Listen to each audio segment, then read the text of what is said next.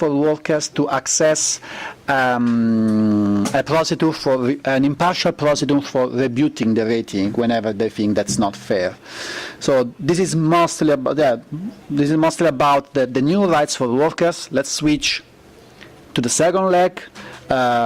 Before, it is to be said that social protection, labor law are not at all a competence except for some very minor exceptions. So they are not a competence of regions. So there are serious tweets that this law will be challenged. And as per the Italian Constitution, it might be challenged not only in courts, but also by the government itself within the next month, actually, within the next 60 months, but from the approval, so it's in a month. So probably it's also because of that we have a set of promotional measures, among which we have a fair label for platforms that adhere to the law, and among these they have also to implement a set of training measures, preventive measures concerning health and safety that will be defined afterwards by the Lazio region. A web portal mostly with information and meant also to support the adhesion to welfare schemes implemented by social partners. And finally, a stakeholder committee. Again, this stakeholder committee will be composed by social partners, by experts, and by platforms upon condition they adhere to the law, they accept the law. And this is supposed to have a role also in amending possibly the law, suggesting some further policy proposals, and finally to draft a charter. It's not very well specified. Okay, there is an article about this charter. It's probably something that will look like the Bologna Charter, but probably, again, the idea is to have a non-binding instrument that will still survive in case, at least that's my idea, I don't know, in case the law is challenged successfully as unconstitutional. Merci beaucoup, Feliciano. Alors, j'ouvre la discussion. Donc, nous avons 7 minutes, 8 minutes. Voilà, désolé, effectivement, ça passe très vite. Donc, je vous laisse la parole. I would like to take the occasion to congratulate with Feliciano, because 3 days ago he got his PhD with me in labor law at Università Cattolica di Milano. So, you know, he mixed up everything. So.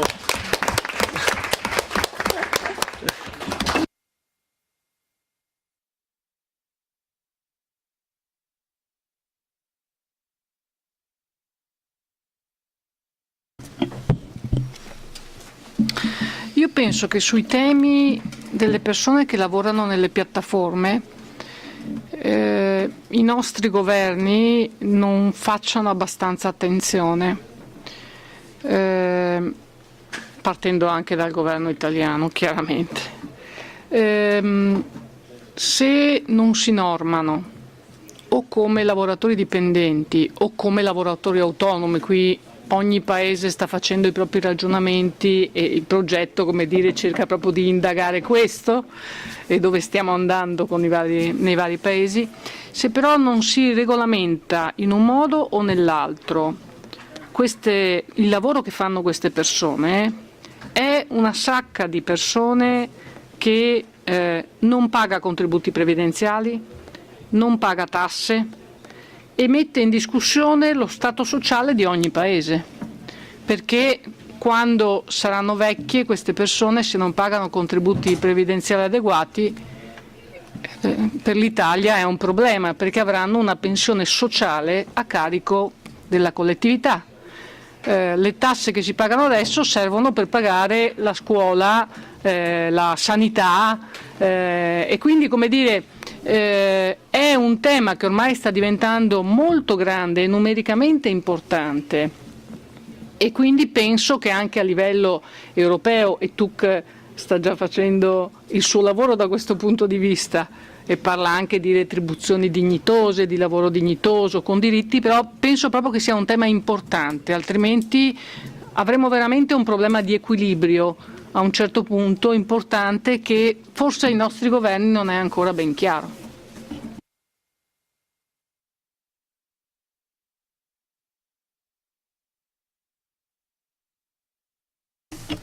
Maybe very briefly, My name is Sławomir Adamczyk. I represent Trade Union Solidarność. I would like to say that it's a great honor, great pleasure for us to take part in this project, to listen about your experiences, because as Dominique said, we in Poland do not have such experiences, but we know that this is a great challenge for the future of trade unions, not only in Poland but in other countries. Only one remark concerning this situation which is in Poland. This is a very common denominator for all Central Eastern European post-communist countries. It's because of this that the structure of trade unions in our countries is to very much extent rooted at company level. So all trade unions' rights, trade unions' privileges are linked to company level. If we have national union, it is built upon these company unions. So you can imagine how difficult it is to embed these platform workers in such structure. If you do not have, you have to identify employer. So platforms do not want to feel as employers. So it's really, if you do not have the sectoral level strength, sectoral level of collective bargaining, sectoral level of trade unions, it's very difficult to effectively represent these platform workers. But we'll try to do our best, using also your experiences, especially these Italian experiences are very interesting for us. These non-binding documents which can be negotiated and signed together with municipalities. So once again, thank you. And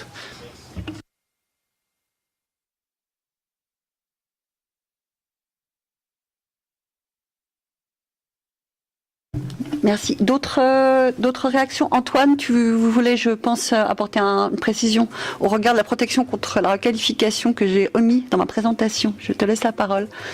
Oui, enfin c'est pas un changement, c'est effectivement qu'il y a un débat donc dans la situation française autour de la question des chartes, donc dans le projet de loi sur ce qu'elles impliquent, et il y a l'idée effectivement une entreprise qui signerait une charte pourrait être protégée de la requalification, mais ça c'est loin d'être acquis non plus comme principe juridique. Le débat aujourd'hui porte aussi un peu là-dessus, dans quelle mesure vraiment, même si on faisait ça, dans un texte de loi, ça entraînerait vraiment une protection juridique de la plateforme, parce que ça reste un acte unilatéral. Et donc il y a un débat aussi entre juristes français pour savoir si on a vraiment cette logique de protection qui est derrière la notion de charte contre la requalification. C'est loin d'être clair, je pense, y compris dans les débats internes en France, parce que autant un accord collectif peut-être pur et dur pourrait le faire, autant un acte unilatéral ne peut pas imposer au juge forcément de ne pas requalifier. Ça lui servira de référence peut-être effectivement par rapport à des droits. Ce que beaucoup ont dit, c'est des choses qui existent lorsqu'on fait des chartes dans une ville, quand on fait... Ça sert au moins de référence pour d'autres cas, dans les traitements juridiques peut-être, mais ça n'a pas de force qui s'impose au juge dans un sens comme dans l'autre. Donc c'est un sujet vraiment de débat aujourd'hui. Tout à fait. D'autres réactions? Non? Ok.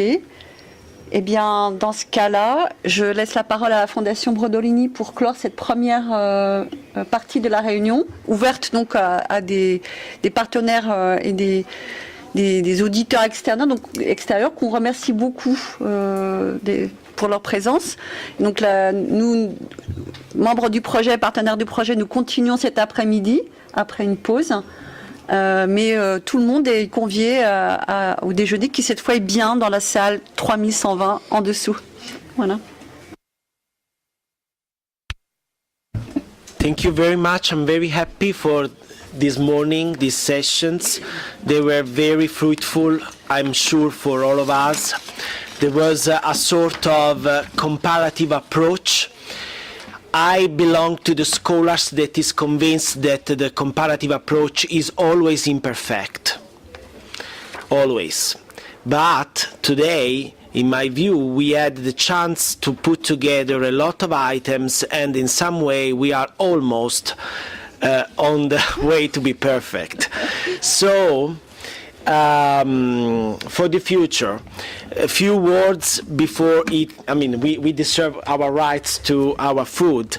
I believe that moving from the classification, the conceptualization of this morning, the 4 areas, so Uber model, TaskRabbit model, Deliveroo model, and Mechanical Turk, Amazon Mechanical Turk models, I would like to point out 3 issues that could be in the next future issues that can help us to improve our jobs, to improve our research, and to meet again in September during the fall with some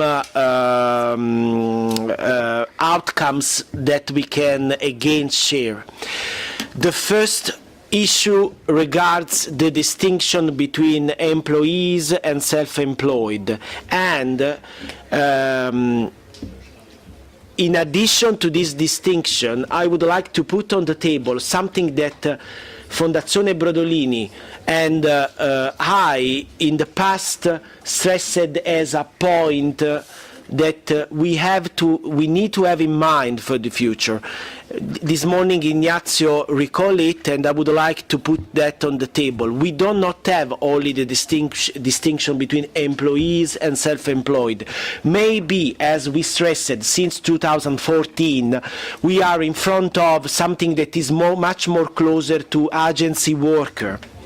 So we should again take into consideration that maybe for the future try to understand if, pursuant to our legal domestic legal system, we have chance to work on that. We have something like a tripartite relation.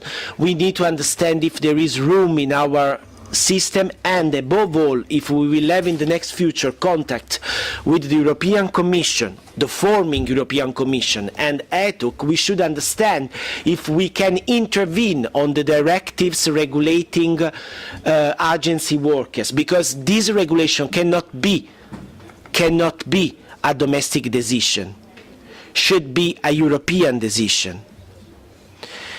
This is the first issue. The second issue that I believe we should deeply investigate in the next future is the relation between the statutory minimum wage, or whatever that is similar to statutory minimum wage, and the CBA, because we should understand that the competition, the dumping that there is at national level between statutory and collective bargaining. Ivana stressed very well this point when she said collective bargaining are there to grant more than statutory minimum wage. So we should understand if there is this competition in relation to the gig workers and each area of the gig workers classification. Of course, we should also understand if our Swedish colleagues stressed we have already in our national experience collective bargaining extending their own personal scope on gig workers. So we understood today restaurant, hotel sector, maybe logistics sector, maybe in other countries there is something like that. We should stress that I understood how the protection, working hours, salary, pension and so on are managed by collective bargaining, private pension I was saying, and were managed by collective bargaining for this purpose. The third issue that I suggest to investigate for the future is the union strategy vis-à-vis with the employers' organization. I have in front of me Thomas, that is one of the most influential academic in the world, scholar studying this matter. I know that he can share this viewpoint. We need in the next future to understand also interviewing CFO of CFO, not HR, CFO of delivery business we need to understand the business strategy in relation to that, because we understood in our research that a portion of their current business strategy is to be not enrolled or to avoid any kind of connection with the employers' organization in order to avoid any kind of link with the negotiation table or whatever. Of course, there is a different approach for different countries, but my premises cover all of that, because a comparative approach is always imperfect, so we know. But we need to understand that. Now, these three issues, in my view, should be, in any case, getting contacts with the two macro fields that this morning, during the ping-pong ideas that we had, the brainstorming that we had, were arised. And they are, on one side, the tax fulfillment, and on the other side, the social security fulfillment. Tax means, of course, again, business strategy. I don't want to pay workers in line with in order to reduce my tax burdens, but means also, if I correctly understood, the individual tax approach, because we have workers that decide to be not visible, to be irregular in order to avoid tax application. Maybe, if I correctly understood. In some cases it could be that. Under social security viewpoint, and I'm going to close, we have to understood if this ongoing, not regular approach to employees, to workers in gig economy can have an impact on sustainability of social security system in the future. This is a very huge problem.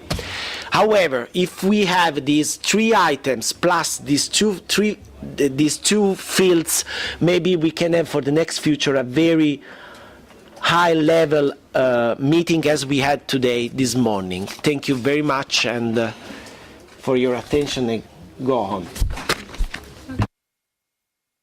Thank you to everybody, and now it's over. Sorry.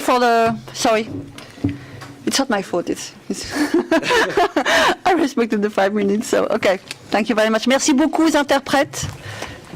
Voilà.